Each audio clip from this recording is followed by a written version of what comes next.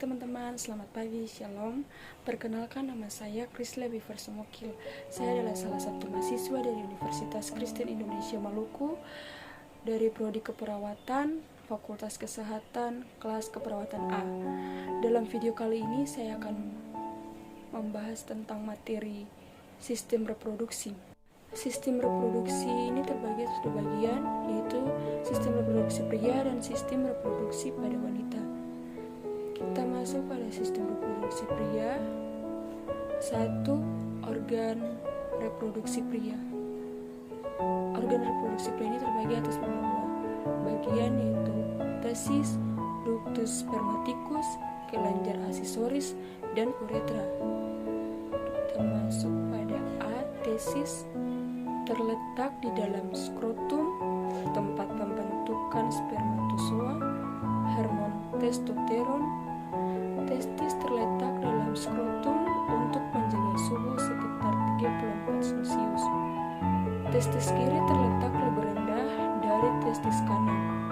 Bentuk oval ukuran 4 kali 3 kali 2,5 cm. Dilapisi oleh tunica vaginalis di bagian luar dan tubica abugeni di bagian dalam. Spermatogenesis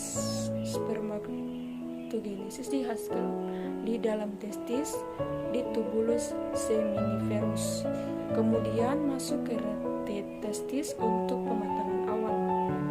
Melalui ductus efferens spermatozoa dibawa ke epididymis untuk pematangan akhir dan penyimpanan.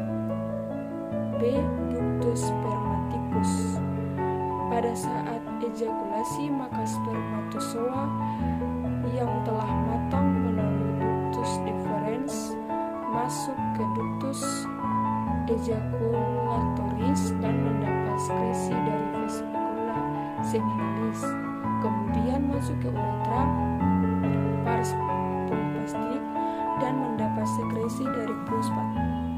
Selanjutnya, spermatozoa melewati membraneus uretra, kemudian masuk ke spongy uretra di dalam penis, tapi terlebih dahulu mendapat sekresi dari kelenjar Cowper's. C. Kelenjar aksesoris.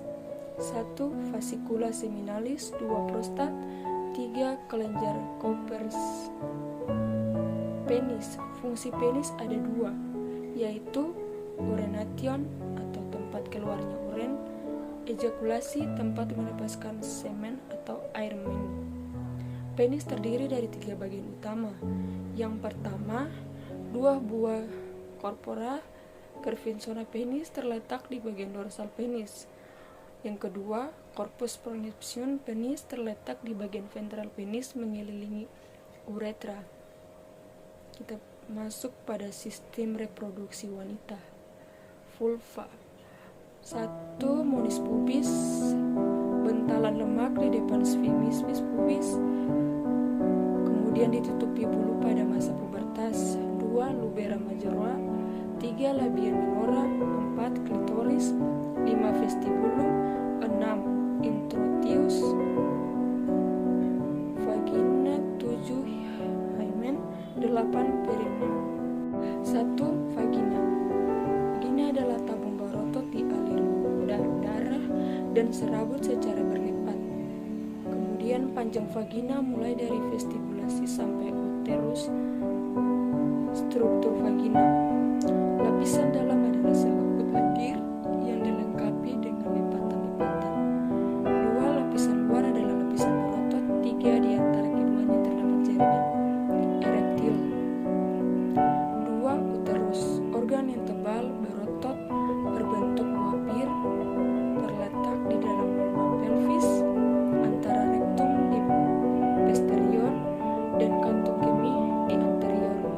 Ukuran tergantung dari usia dan varietas anak-anak, multipara 6-8, multipara 8-9 cm.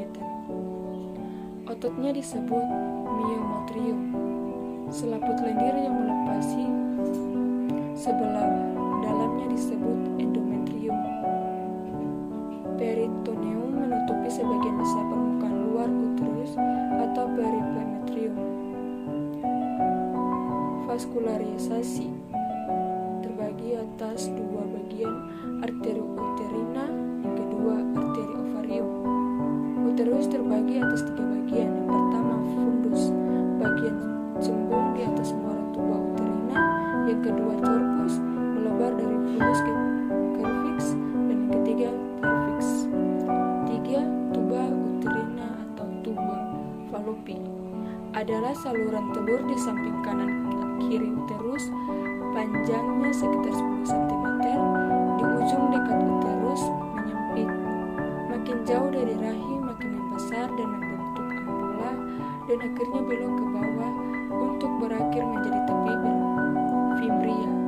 Salah satu fimbria menempel ke ovarium. Tuba fallopi terbagi menjadi 4 bagian. Yang pertama, pars interstitialis, 2 pars ischemica, 3 pars ampularis, dan yang keempat pars infundibulo. 4 ovarium. Kelenjar berbentuk biji buah kenari.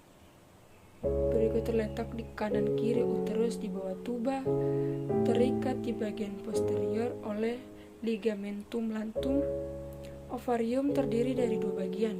Yang pertama, korteks ovari. Folikel berbagai fase, corpus luteum dan albicans. 2 medula ovari, udara, pelem, saraf-saraf. Oke teman-teman, mungkin itu saja sedikit penjelasan dari saya. Semoga bermanfaat. Terima kasih.